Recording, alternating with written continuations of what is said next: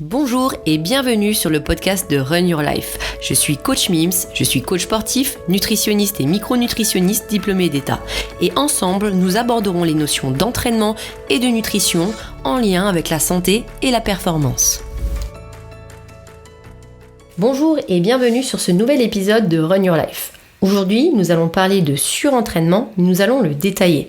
Le but, c'est pas de refaire tout le podcast sur le surentraînement que nous avons fait sur Stronger Things, où on avait l'avis de différents interlocuteurs, dont Willy, par exemple, qui donnait son expérience de sportif de haut niveau.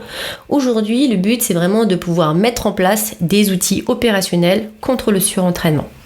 Dans cet épisode, on va voir déjà ce que c'est le surentraînement, même si on l'a déjà expliqué dans l'épisode de Stronger Things, comment l'éviter, les causes et les symptômes. Si vraiment vous voulez les détails de ces parties-là, allez directement sur YouTube Stronger Things, vous verrez qu'on va le détailler très amplement.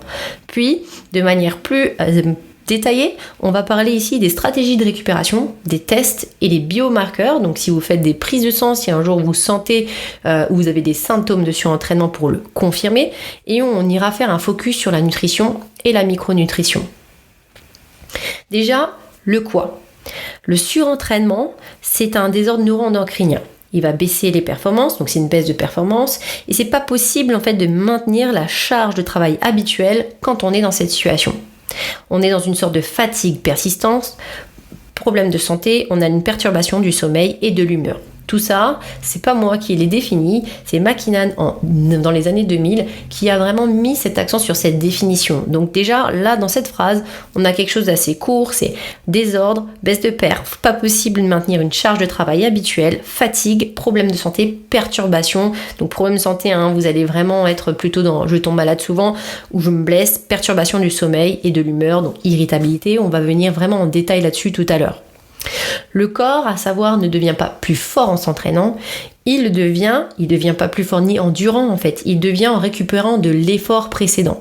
Donc ça, c'est souvent des conceptions qu'on se fait, on a l'impression qu'en s'entraînant très dur et en s'envoyant dans le mal très fort, on va progresser. C'est pas ça, c'est la récupération après ce type d'entraînement, par exemple, qui est probable, qui va compter.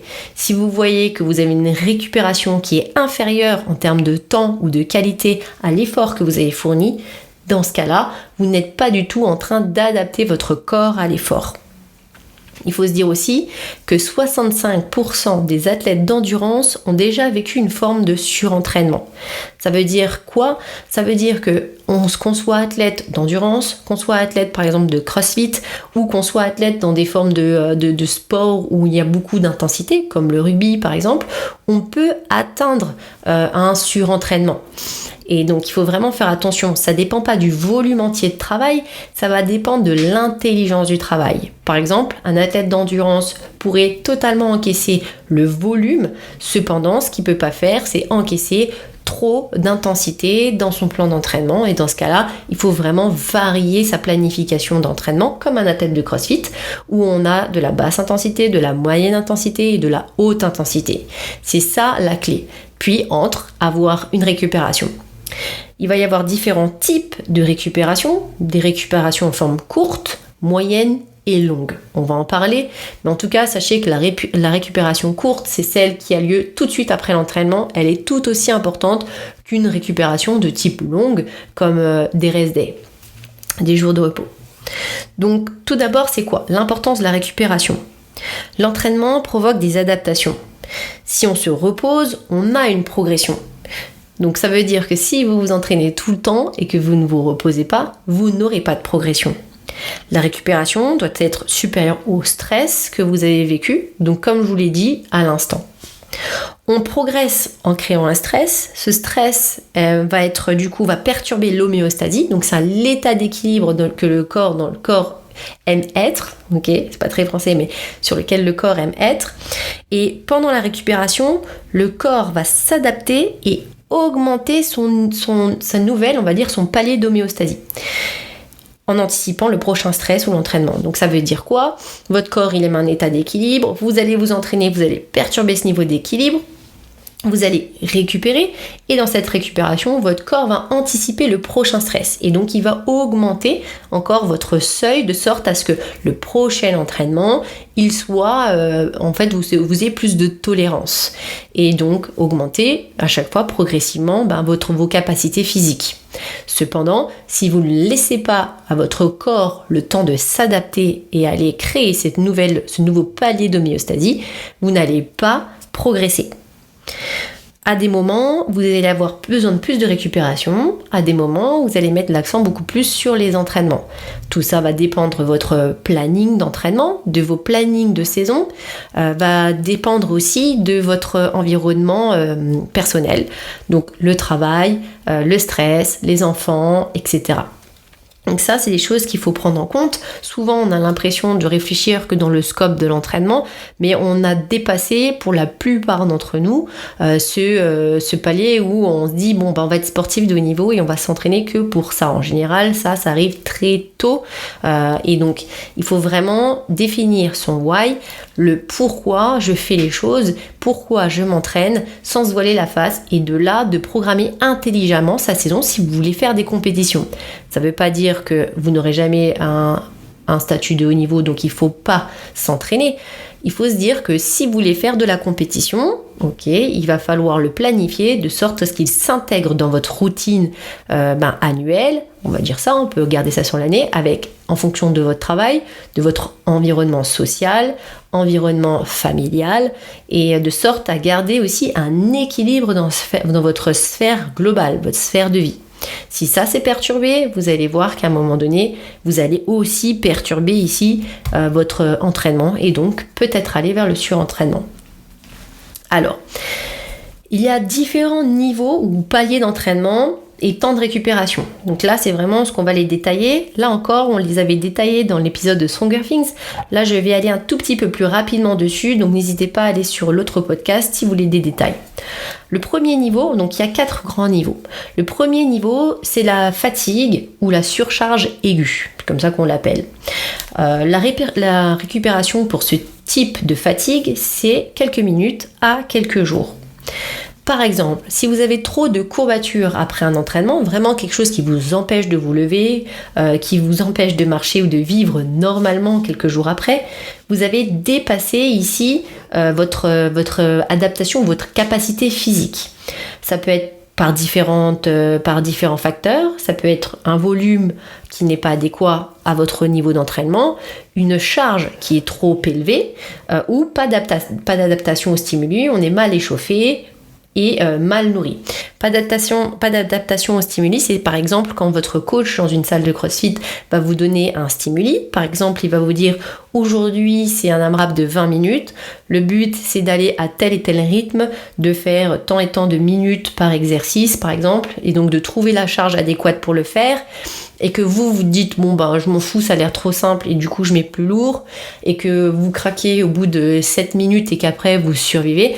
Par exemple, vous n'avez pas respecté le stimuli et donc vous n'allez pas avoir les bonnes capacités d'adaptation ou les capacités d'adaptation adaptives qui sont liées à cet entraînement. Donc faites toujours attention au briefing du coach. Et si votre coach ne vous donne pas le stimuli, demandez-lui. Normalement, il a prévu dans son plan d'entraînement. C'est pareil en endurance. Le deuxième niveau, c'est la surcharge fonctionnelle. Là, ce qu'on veut, c'est que le travail ne dépasse pas la surcharge. Donc ça veut dire qu'on veut s'entraîner, mais qu'on ne dépasse pas justement la surcharge de l'entraînement. Donc on aille c'est comme si la surcharge était une ligne rouge, mais qu'on aille juste en dessous légèrement. Donc là, si vous respectez ça, le volume et la charge, vous aurez de l'amélioration. Donc ça, c'est vraiment quelque chose qui est intéressant, cette surcharge fonctionnelle et donc vous permet rapidement de récupérer, puisque là, la récup sera de quelques jours à semaines. En général, ce besoin-là est de 2 à 3 jours de repos. Si je prends l'exemple du CrossFit et donc de la programmation de la méthodologie CrossFit, vous avez 2 grands plans d'entraînement qui sont prévus. Soit le 3 jours d'entraînement, 1 jour de repos, ou le 5 jours d'entraînement, 2 jours de repos. Donc, de manière générale, ce qu'on constate, c'est que les personnes ne font pas ici le 4e jour off, ou font encore un autre entraînement. Ou s'ils s'entraînent 5 jours, en général, ils s'entraînent 6. Okay, ils n'ont pas 2 jours vraiment off. Et dans ce cas-là, ils viennent rentrer légèrement au fur et à mesure de la saison du cumul des mois ou du temps, rentrer dans un surentraînement. Donc il faut 2 à 3 jours de repos sur la surcharge fonctionnelle si vous voulez vraiment, ou surmenage fonctionnel, si vous voulez progresser. Si vous ne voulez pas progresser, dans ce cas-là, ne prenez pas de jour de repos. Le niveau 3, et c'est là que peut intervenir ce manque de jours de repos, c'est le surmenage non fonctionnel. Ici, votre surcharge est dépassée, donc cette ligne rouge, vous l'avez complètement dépassée, et là, vous n'aurez pas d'amélioration ou très peu. En gros, vous allez progresser, mais peu rapidement. Ici, si vous atteignez ce type de surmenage, donc en anglais c'est l'overtraining, et donc ici vous avez le overreaching, pardon. Et donc là, si vous êtes dans ce type d'overreaching, la récup elle peut durer de quelques semaines. Et en général, quand vous avez fait cette récup de quelques semaines, votre niveau revient à l'état initial. Donc vous n'avez pas de progression. Okay. Alors on retrouve ce cas de figure souvent chez les personnes qui mettent bouchée double pour pouvoir progresser rapidement. Ces personnes-là, elles sont typiquement dans le surmenage non fonctionnel. Elles y vont à fond, elles s'écoutent plus, elles vont pas du tout récupérer assez, donc les 2 à 3 jours de repos. Donc c'est un peu le non-respect aussi de la méthodologie. Et dans ce cas-là, vous vous retrouvez à avoir une longue récup quand votre corps va vous l'imposer. Et en plus, votre progression retournera à l'état initial. Donc tout ça, c'est un coup d'épée dans l'eau. Ici, donc comment est-ce que ça se passe déjà dans ce type de récupération ? Si vous êtes dans ce type de config, il faut récupérer 2 à 3 jours déjà de manière consécutive. Puis, on vient réduire l'intensité et le volume de 30 à 40% pendant 1 à 2 semaines qui suit ce temps de récup. 2 à 3 jours et réduction du volume. Normalement, vous êtes sur un nombre de séances qui va de 2 à 3 séances par semaine pour pouvoir vraiment diminuer le volume correctement. Donc là, sachez que c'est réversible à moyen terme. Donc là encore, si vous arrivez à détecter cette phase-là, sachez que c'est pas grave ultimement, mais il faut savoir s'écouter, venir récupérer rapidement de manière totale et après réinclure de la progressivité dans sa reprise. Le niveau 4, c'est l'objet ici de ce podcast, le surentraînement. Ici, la récupération, elle va être très aléatoire. On est vraiment sur quelques semaines, en général à quelques mois. Donc là, si vous êtes dans ce type de configuration, sachez qu'il faut un repos complet. Il faut aussi un repas, mais un repos complet. Dans ce cas-là, on veut déjà au moins, au premier signe de surentraînement, on va les détailler après, 1 semaine off complète. Et après, on vient s'entraîner de 0 à 3 fois, donc c'est très léger les semaines qui suivent, entre 6 à 12 semaines. Donc pendant 6 à 12 semaines, si vous arrivez dans un état de surentraînement, dans ce cas-là, vous devez ajouter 3 séances maximum. Et encore, ça doit être des séances faciles, qui ne doivent pas être du tout contraignantes, que ce soit mentalement ou physiquement. En général, c'est malheureux, mais sachez qu'en fait, on sait qu'on est en surentraînement seulement quand on y est. Donc là, je vais vous donner des outils pour le détecter, mais sachez quand même que vous puissiez ici vous détecter sur ces différentes phases, notamment le niveau 3 et le niveau 4. Le niveau 3, ça vous permettra de rapidement récupérer pour pas aller sur un schéma de récupération trop long et handicapant, qui fera que vous pourrez même abandonner. Et niveau 4, celui-ci, physiologiquement, il va avoir un impact qui va être long. Donc vraiment, faites attention à ça. Les signes donc physiques, et donc on va appeler ça la clinique. Les signes, c'est vraiment ce que vous allez ressentir, ce que vous allez nommer en termes de ressenti. Donc déjà, les premiers signes du surentraînement, ça va être la baisse de performance. Vous allez aussi avoir des problèmes de concentration. Vous allez aussi contre-performer. Vous savez, c'est les moments où vous êtes sur une charge qui n'est totalement... que d'habitude vous arrivez à soulever, et puis là... ça passe pas, vous revenez encore, ça passe pas, le lendemain, voilà, c'est vraiment un cumul, entre guillemets, de contre-perf. Vous avez une augmentation de votre irritabilité et de votre anxiété. Vous avez l'envie de dormir beaucoup plus souvent en journée. Vous avez une fatigue excessive. Vraiment, vous le ressentez. Votre corps est vraiment lourd. Vous avez des jambes lourdes.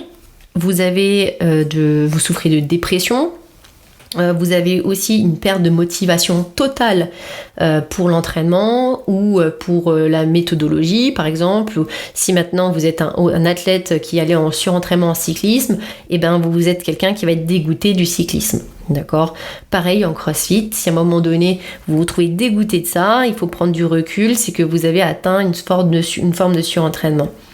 Donc une perte d'adhésion aussi au programme. Donc là, c'est par exemple, vous faites une programmation, vous n'aimez plus, vous pensez qu'elle est plus du tout adéquate, vous êtes dans votre box, vous dites je m'ennuie. Sachez que la programmation, on va pas tout réinventer, que ce soit en termes d'endurance ou en cyclisme ou en CrossFit, ou peu importe. Certes, ça va vous amuser un petit peu sur les premiers jours, mais vous allez vite revenir sur cet état où vous êtes plus motivé. Donc, au lieu de blâmer une programmation, de blâmer votre box, le owner de la box ou votre coach, dans ce cas-là, essayez de regarder plutôt vous et votre état de récupération. De manière plus factuelle, vous aurez aussi la fréquence cardiaque de repos qui augmentera sur quelques jours. Donc ça ne veut pas dire que si le lendemain d'un entraînement, votre fréquence cardiaque de repos est élevée, que vous êtes en surentraînement. Attention, tous ces signes-là, c'est plutôt un cumul de ces signes sur quelques jours ou une semaine, 2 semaines. Votre HRV, donc là, lui aussi, il va être diminué sur quelques jours. Le HRV, c'est vraiment une mesure de votre rythme cardiaque ici et une différence qui est faite entre eux pour pouvoir, juste entre 2 battements, qui permettra d'établir une mesure. Cette mesure, vous pouvez la prendre avec votre montre, vous pouvez l'avoir avec un Whoop, vous pouvez l'avoir avec un outil qui s'appelle Oura aussi. Donc le HRV est quelque chose d'assez fiable, c'est pas quelque chose à comparer entre chacun, on aura tous des niveaux d'HRV différents, mais par contre, si vous voyez qu'il est sur quelques jours, il est bas, dans ce cas-là, ça veut dire que vous êtes dans une forme de surentraînement ou juste avant de surmenage. Vous avez aussi du coup un manque de libido. Ça peut être aussi quelque chose. Et attention, le manque de libido, il n'est pas que forcément d'ordre sexuel. Il peut aussi être d'ordre de vie. Et donc avoir moins d'appétit, avoir moins envie de voir ses amis, de partager des moments assez joyeux de sa vie. On est vraiment dans cette forme de surentraînement. Donc là, on peut aussi déterminer, maintenant qu'on a vu ces signes cliniques, on peut déterminer les causes directement. Donc là, comme je vous l'ai dit tout à l'heure, c'est une charge trop importante, non assumée par la personne. Donc là, ça veut dire qu'on a un manque de progressivité dans son plan d'entraînement. On a aussi une récup qui n'est pas forcément idéale. Donc comme je vous disais, un problème de balance entre l'entraînement et la récupération. Vous faites des compétitions trop fréquentes. Les compétitions trop fréquentes, sachez que même si on a l'impression qu'on fait que 2 WOD par jour, que ça en fait 6 dans le week-end, par exemple, si c'est un week-end de 3 jours ou si vous en faites 3 chaque jour, on a l'impression que c'est peu, mais il y a tout l'environnement qui va avec. Vous vous déplacez, vous allez dans un endroit où vous allez moins bien dormir, puisque c'est pas chez vous, vous aurez d'autres habitudes, vous aurez du stress, ce genre de choses, et c'est vraiment impactant. Et donc sachez que ça a vraiment un impact sur votre entraînement et votre plan d'entraînement. Donc ça à inclure. Vous ne pouvez pas faire le samedi, dimanche une compétition et le lundi refaire un entraînement. C'est pas possible. Aussi, vous pourrez tomber malade souvent. Okay. Le fait de tomber malade, que vous ayez des allergies par exemple en saison, que vous chopiez un rhume ou quoi, une angine, ça peut complètement déstabiliser votre physiologie et dans ce cas-là, votre manière de vous entraîner. Et si vous vous entraînez trop fort dans des moments où vous êtes faible, vous pourrez tomber dans un surmenage.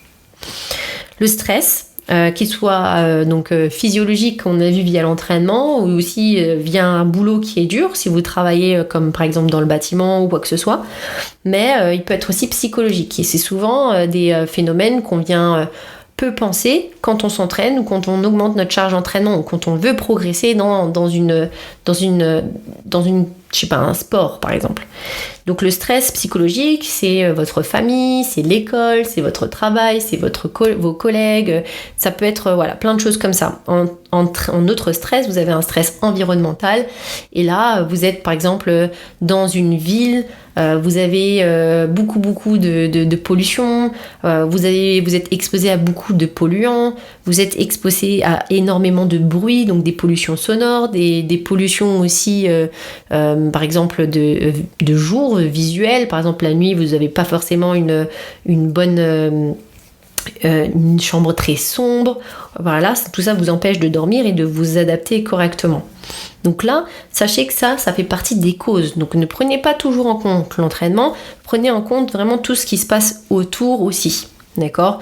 Et ça, ce qui est intéressant, c'est Thibaut dans Stronger Things, il vient vraiment détailler ici les différents curseurs d'entraînement, de récupération et aussi les curseurs de la vie qui font qu'à un moment donné, on trouve sa balance. Maintenant, venons-en au test. Comment on peut tester ces formes de surentraînement ? Donc déjà, de manière méthodique, on le fait aux États-Unis, on peut faire une test de grippe. On fait un test de grippe, force ici au niveau de la main, on a un appareil qui mesure ça. Si là encore il est vraiment changeant sur quelques jours, on peut dire qu'on est dans une forme de surmenage. On fait aussi des sauts verticaux. Et donc ça arrive en début d'entraînement, bien entendu vous êtes échauffé, vous avez votre cible actuelle, vous venez à chaque fois la toucher, et dans ce cas-là, si vous voyez que vous avez vraiment du mal à l'atteindre, ça peut montrer aussi que vous avez un problème donc d'adaptation et donc de surentraînement. Le HRV, donc là encore, ne tenez pas compte de changement d'un jour à un autre, mais quelque chose qui va être plutôt de quelques jours à quelques semaines.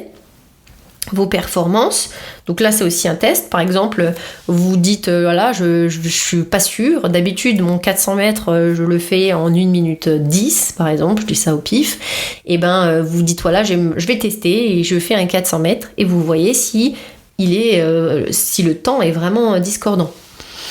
Vous pouvez faire vous pouvez aussi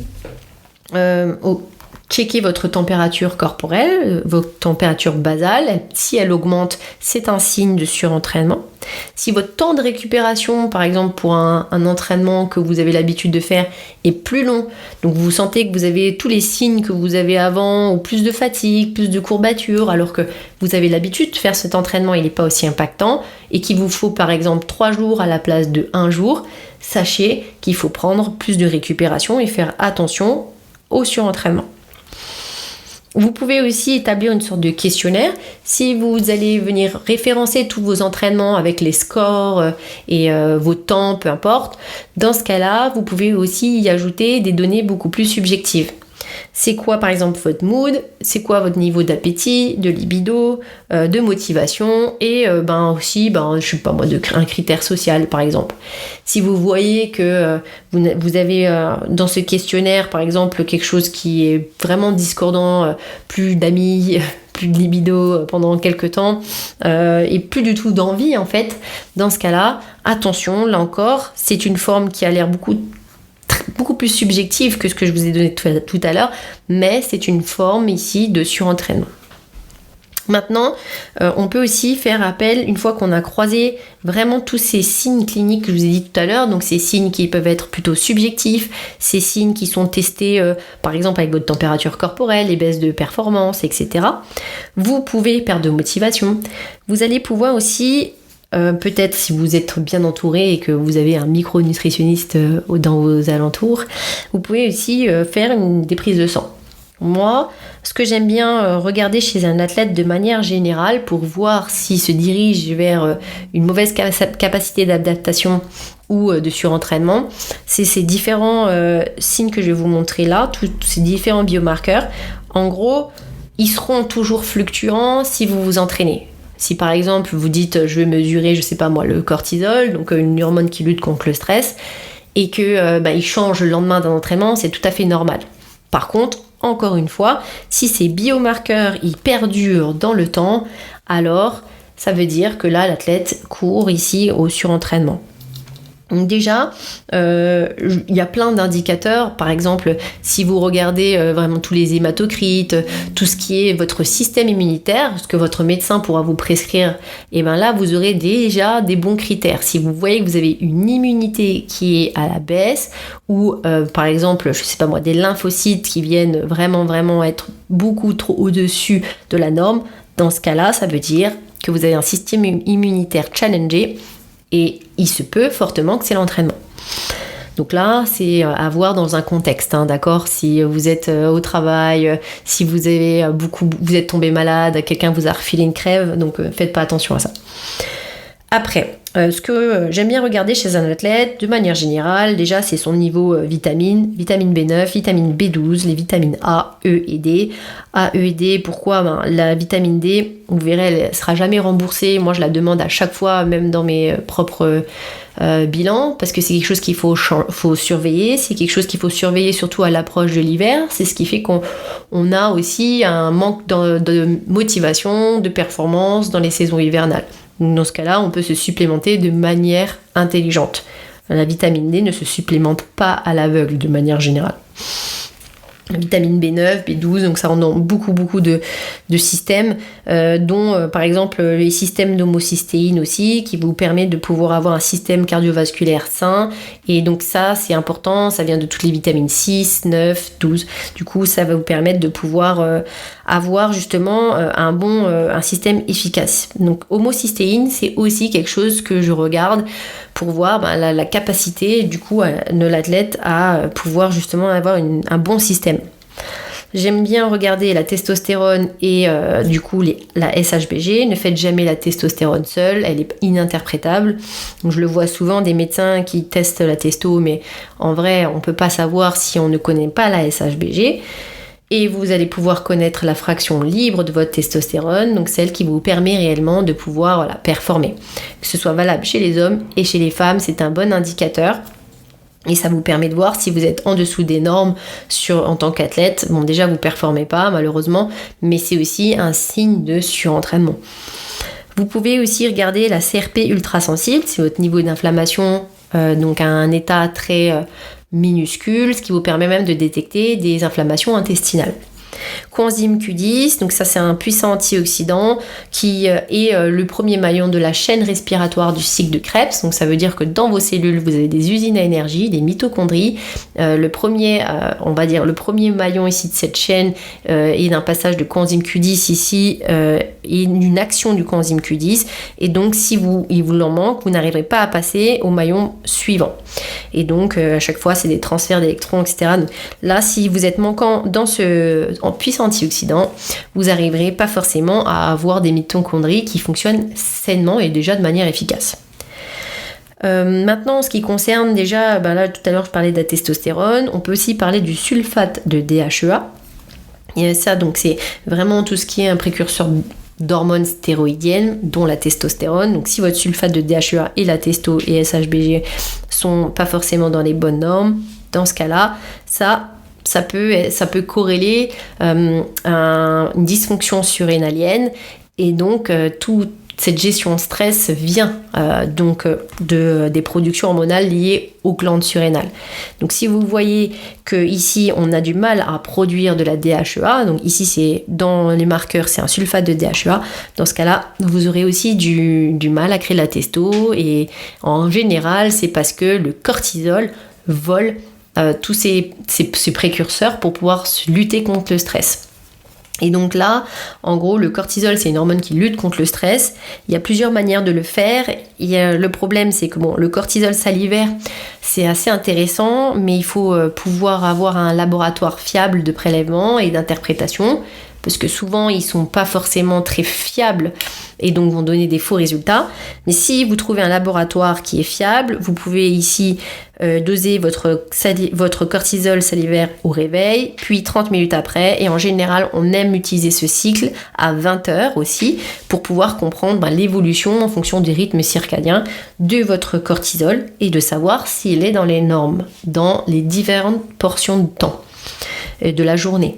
Donc si vous voyez que c'est discordant, ça peut être soit un burn-in, trop de cortisol tout le temps. Donc là, on pourrait être dans un surmenage qui est juste avant, donc non fonctionnel, ou fonctionnel si c'est quelque chose avec lequel vous avez une récupération et que vous venez juste de tester après, 2-3 jours d'entraînement. Okay, dans ce cas-là, ne soyez pas surpris.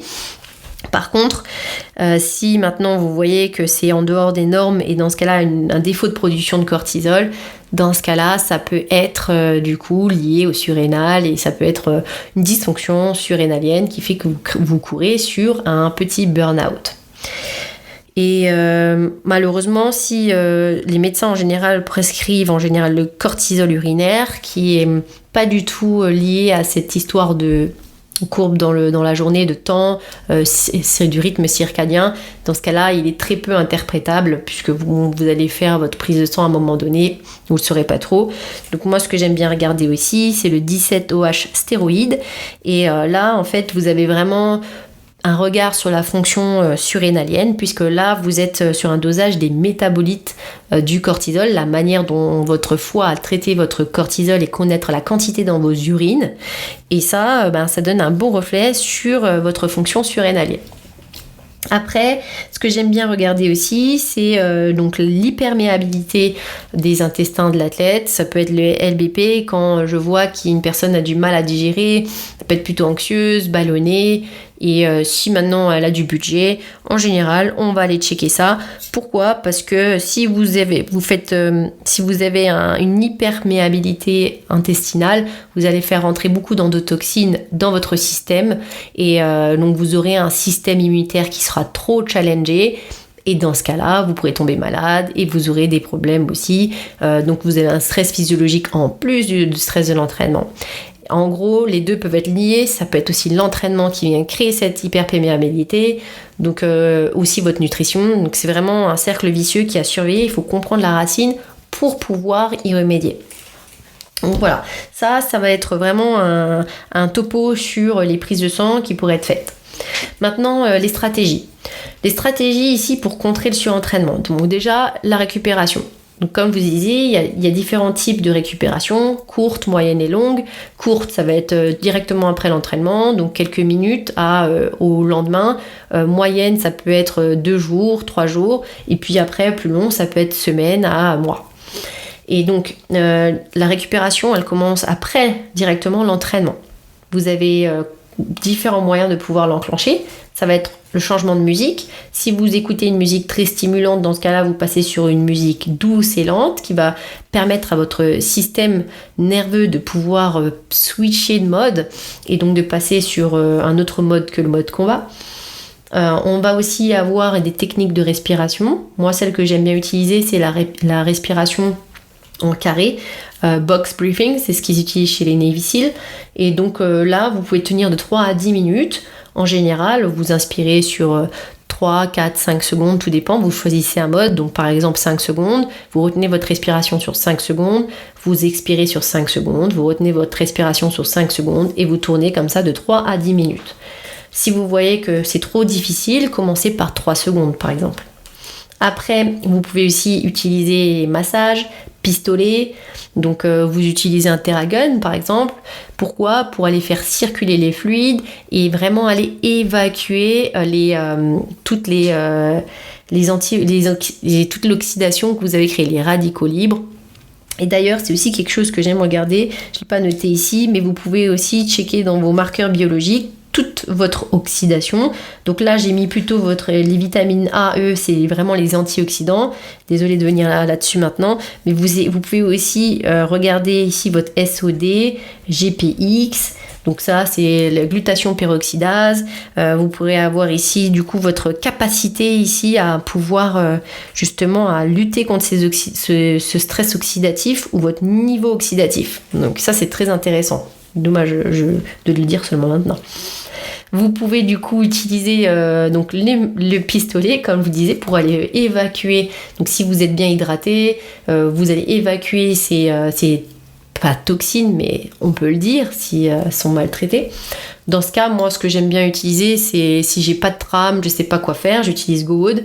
Et vraiment, ils ont une routine après entraînement qui est intéressante puisque ça utilise le TerraGun et on vient sur une forme de récupération intelligente qui n'est pas que basée sur je vais m'étirer pour récupérer. Là, vraiment, c'est en fonction de votre effort et en général, on va les cibler des endroits spécifiques. Vous pouvez utiliser des bains froids.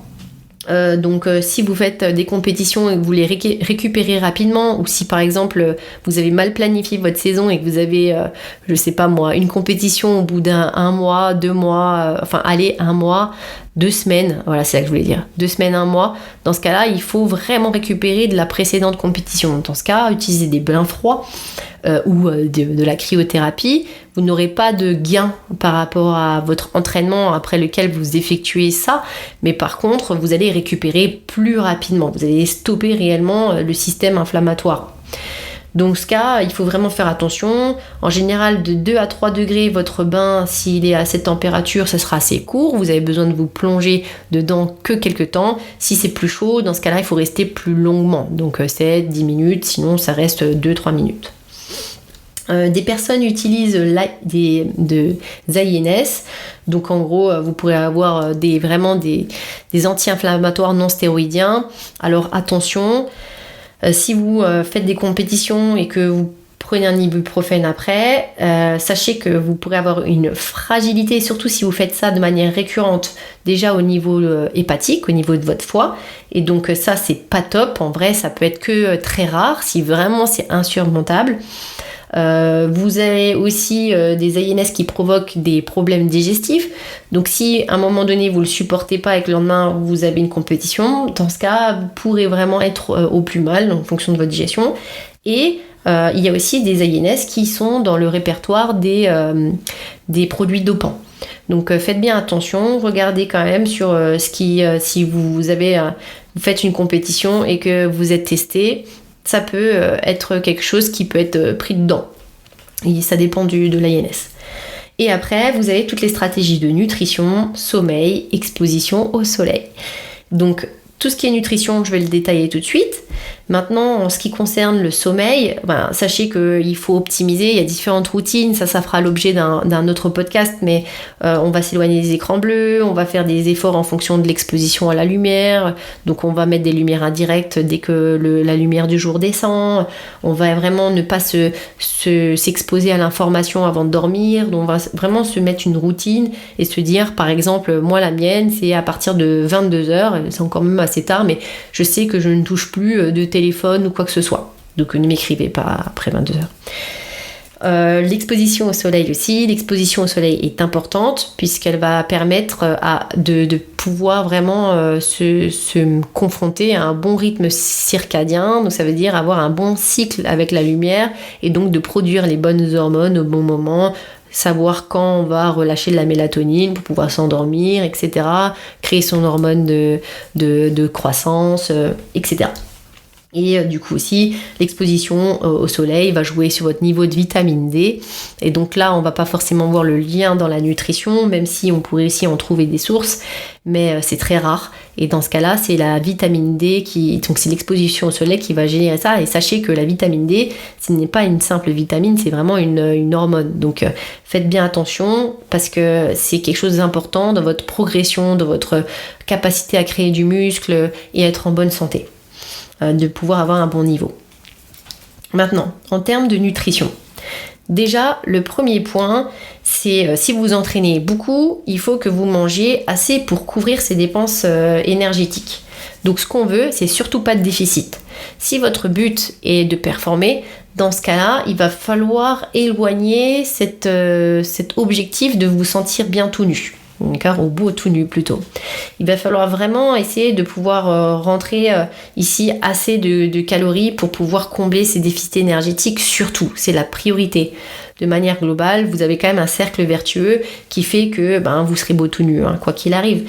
Mais si vous mangez moins, vous allez vous retrouver à être beaucoup plus en catabolisme et donc vous n'aurez même pas de gain avec vos entraînements. Donc déjà, vous récupérez pas, mais en plus, vous allez vous auto-consommer, entre guillemets, pour pouvoir créer de l'énergie. Vous n'allez pas créer de la masse musculaire facilement. Donc voilà, même vous allez cataboliser. Donc pas top. Si vous êtes à un pile, entre guillemets, entre vos dépenses et vos entrées d'énergie, dans ce cas-là, vous n'optimisez pas non plus votre prise de masse ou quoi que ce soit, mais au moins vous allez pouvoir récupérer correctement et vous progresser sur long terme. Puis, si vous avez un léger surplus ou quelque chose qui est bien réparti, tout dépend des macros aussi que vous allez utiliser, mais vous allez pouvoir créer du muscle et progresser. Si vous n'avez pas les moyens de faire un suivi nutritionnel, sachez que je propose une formule qui s'appelle Macro Solo. Elle est à 50 € par mois, mais sur les 50 € par mois, vous avez tout un parcours éducatif qui vous permet de mettre en place de bonnes habitudes progressivement. Vous avez aussi donc tous les documents qui viennent soutenir toute votre progression, mais aussi quelque chose qui va en lien avec votre pratique sportive. Comment il faut boire, c'est quoi les bons suppléments, c'est quoi par exemple les protéines, les glucides, les lipides, et aussi vous allez en première entrée remplir un questionnaire qui vous permettra de connaître votre dépense énergétique, et moi je reçois ces questionnaires et votre formulaire et je calcule vos macronutriments.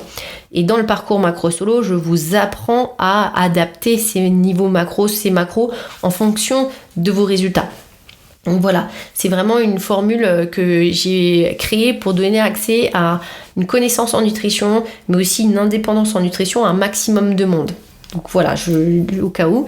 Et on a un point chaque mois avec toutes les personnes qui participent à l'abonnement ensemble pour pouvoir parler des progressions, échanger sur nos processus. Donc voilà, c'était une petite parenthèse sur justement ce déficit calorique. Hors compétition, on va avoir une nutrition riche en micronutriments, variés, entiers, de saison, locales. Cependant, on va pas, pendant les compétitions, vraiment se focaliser là-dessus. En compétition, on se focalise sur les calories. Même si j'aime pas dire ça, mais on veut vraiment avoir un bon niveau d'énergie. On ne va pas négliger les lipides, c'est un grand principe, d'accord ? C'est les précurseurs des hormones stéroïdiennes, testo, par exemple. Cortisol, par exemple aussi. Ne pas diaboliser les glucides. Ça, c'est quelque chose que j'ai vu souvent. Je vois aussi souvent ça dans des planifications de diète. Il faut trouver le bon niveau de glucides qui vous permet de progresser et de bien récupérer. Surtout, oubliez cette histoire de ne pas manger de glucides le soir ou de baisser vos glucides quand vous êtes en rest day. Vous n'êtes pas en train d'optimiser votre récupération en faisant ça. Il faut avoir aussi une nutrition riche en antioxydants. Donc, qu'est-ce qu'on peut mettre dans les antioxydants ? On peut mettre les baies, café, les thés, tout ce qui est légumes à feuilles vertes, par exemple, le chocolat noir, les betteraves, grâce à la bétaïne, le curcuma. Tout ça, très important de l'intégrer. Pourquoi ? Parce que ça va vous permettre de soutenir le travail de vos usines à énergie, et quand elles travaillent, elles dégagent beaucoup de pollution. D'avoir ces antioxydants, ça va vous permettre de garder des mitochondries, donc des usines saines. On va avoir aussi un accent sur les grains entiers, hors compétition. Si vous les digérez, d'accord, faites bien attention. Donc là, riz brun, quinoa, légumineuses, tout ça, c'est vraiment des calories pleines qui vous permettront, hors saison, de faire un plein sur l'ensemble de vos micronutriments. Donc en compétition, il faut manger voire plus que besoin, surtout soutenir à minima ces calories, ça c'est sûr, donc faites attention si vous êtes stressé. Hydratation, elle doit être adéquate, et dans ce cas-là, vous pourrez par exemple surveiller vos urines. Donc tout ça, c'est des choses que je donne dans par exemple le parcours Macro Solo ou en suivi individualisé. Maintenant, si on fait un petit point sur les compléments qui vous pourraient être intéressants contre le surentraînement, si à un moment donné vous devez ou prévenir le surentraînement, si vous êtes quelqu'un qui vous entraînez beaucoup ou quelqu'un qui est dans une phase de surentraînement. Déjà, le magnésium. Le magnésium, c'est quelque chose que je prends tout le temps. En général, vous pouvez aller de 200 à 600 mg chez les femmes, 200 à 800 mg chez les hommes. La forme, plutôt du bisglycinate de manière globale, puisqu'elle est beaucoup plus digeste. Elle ne crée pas de stress digestif. Attention, comme je vous le disais tout à l'heure, Un sportif doit faire attention au stress digestif puisqu'il va venir entrer dans un stress physiologique supplémentaire qui entravera la progression et donc la récupération. Si vous vous entraînez de manière régulière et que vous laissez peu d'opportunités à une récupération longue, vous pouvez utiliser l'ashwagandha. Si vous avez aussi une vie qui est stressante, vous avez beaucoup de paramètres comme ça à prendre en compte, vous êtes anxieux, voilà, vous vous entraînez, vous avez du stress physiologique, stress extérieur, la pollution, l'environnement, etc. L'ashwagandha, c'est votre ami. Vraiment, il y a des points d'amélioration même de votre force grâce à l'ashwagandha, et c'est complètement prouvé puisqu'il va épargner toute cette utilisation de cortisol. En fait, c'est un modulatoire, il va moduler votre niveau de cortisol, donc au lieu qu'il monte trop haut, il va monter de manière adéquate, et au lieu qu'il descende trop bas, il va descendre de manière adéquate, donc il va vraiment, c'est une plante adaptogène qui va permettre de moduler ce niveau de stress et donc d'épargner le cortisol et donc de pouvoir créer plus de testostérone. Donc ça, c'est un fait prouvé, l'ashwagandha, ça marche très bien. Vitamine D, donc là la vitamine D, le fer, le cuivre, vraiment ça vous le faites quand vous avez une prise de sang et vous allez pouvoir vous supplémenter de manière adéquate. Une vitamine D, si elle est déficitaire, dans ce cas vous pouvez vous supplémenter avec une dose qui respectera les apports journaliers. Sachez que c'est comme pisser dans un violon, c'est dépenser de l'argent inutilement. Il faut se supplémenter de manière intelligente à ce moment-là. Le fer, donc pareil, attention, si vous avez trop de fer, c'est très pro-inflammatoire. Dans ce cas-là, on ne se supplémente pas à l'aveugle. Nous les femmes, peut-être on peut le faire au moment où on a nos règles. Le zinc, l'iode. Donc le zinc, 15 mg par jour maximum. En fonction des dosages, vous pourrez augmenter. C'est aussi quelque chose qui va vous permettre de pouvoir créer plus de testo. L'iode, c'est pour un bon fonctionnement thyroïdien. En général, on va sur une dose d'entretien de 150 microgrammes par jour. On peut aller plus si on a un vrai déficit en iode. Le sélénium, le coenzyme Q10, qui sont deux puissants antioxydants. Comme je vous le disais, pour la chaîne respiratoire, donc votre usine à énergie, c'est comme si vous avez le premier interrupteur pour... la première chaîne de départ en fait de travail, et donc ça c'est vraiment le coenzyme Q10. Le sélénium, c'est un puissant antioxydant qui vous permettra de pouvoir détoxer rapidement et du coup toutes ces toxines que vous pouvez emmagasiner durant votre comme le coenzyme Q10 dans votre travail. C'est aussi le cas de la vitamine E, de la vitamine A, mais c'est aussi quelque chose qui vous aidera à avoir une thyroïde et donc un métabolisme sain. Les oméga 3, donc là, on ne va pas forcément le détailler, mais c'est vraiment quelque chose d'important. Si vous voulez aller sur mon Instagram, je détaille quel type d'oméga 3 avec lequel se supplémenter, si vraiment vous vous supplémentez. Sinon, privilégiez quand même les petits poissons gras, ça sera toujours la meilleure des choses. Vous pourrez aussi améliorer votre fonctionnement mitochondrien avec de la L-carnitine. En général, on voit ça pour faire fondre ou brûler les graisses, mais sachez que c'est surtout pour améliorer le fonctionnement de la mitochondrie et donc tout ce qui permet aussi l'utilisation des lipides. Donc ça c'est vraiment en première intention, mais vous pourrez aussi agir sur différentes choses. Si vous voyez que vous avez des problèmes de sommeil, dans ce cas-là, il va falloir traiter aussi ces problèmes, trouver des compléments ou des routines qui vous permettront d'améliorer votre sommeil, puisqu'ils vont vous permettre de pouvoir mieux dormir. Qui dit mieux dormir, dit meilleure récupération. L'exposition au soleil aussi, je vous en ai parlé tout à l'heure. Donc c'est vraiment quelque chose d'important. Donc ça, c'est quelque chose que je vois là. Vous avez tous ces outils-là pour vous permettre déjà de pouvoir identifier les causes de surentraînement, comprendre le surentraînement, avoir vraiment les signes et les causes, et de pouvoir connaître quelques tests et stratégies pour pouvoir vous sortir ici d'un surentraînement, mais surtout de récupérer plus vite. Donc j'espère que cet épisode vous aura plu, et on se dit à très bientôt dans un nouvel épisode de Run Your Life. En attendant, vous pouvez aussi écouter tous les épisodes de Stronger Things. On est présent sur toutes les chaînes de podcasts et YouTube qui abordent tous les sujets qui sont liés au sport. Dernièrement, on a parlé de tout ce qui était travail d'endurance avec un expert en endurance, au Loud Training. Donc n'hésitez pas à pouvoir écouter aussi ces podcasts. Ils sont très enrichissants dans notre pratique. Je vous dis à très bientôt.